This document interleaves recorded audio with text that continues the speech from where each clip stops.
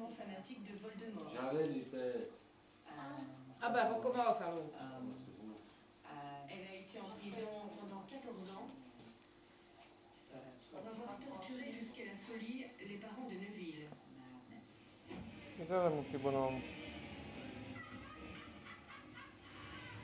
Oh.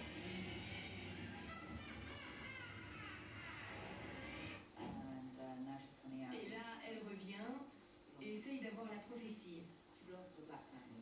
Elle est mange-mort et fait partie de la famille Black, donc elle est une sorcière de lignée pure, mais elle est complètement tarée.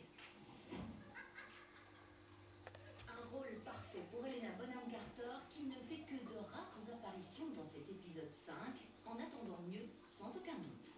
Elle est très proche de Voldemort. Elle est probablement sa plus enthousiaste acolyte, même plus que Malfoy. On ne peut pas imaginer qu'elle parte à la fin du 5. On n'a aucune information interne, mais on ne peut pas imaginer qu'elle n'ait pas un beau rôle à jouer dans l'épisode 7. On n'en dira pas plus sur cet épisode, ça serait gâcher le suspense. Mais une chose est sûre, les élèves de Poudlard ne sont pas encore au bout de leurs aventures. En attendant, pour l'Ordre du Phénix, il aura fallu 1 an et demi de travail au total, de la préparation au film terminé. Un film d'un budget de 150 millions de dollars qui rend son réalisateur fier et heureux.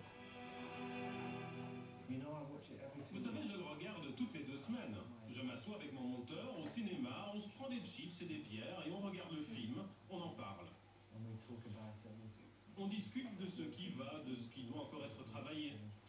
Et je sens que ça va de mieux en mieux.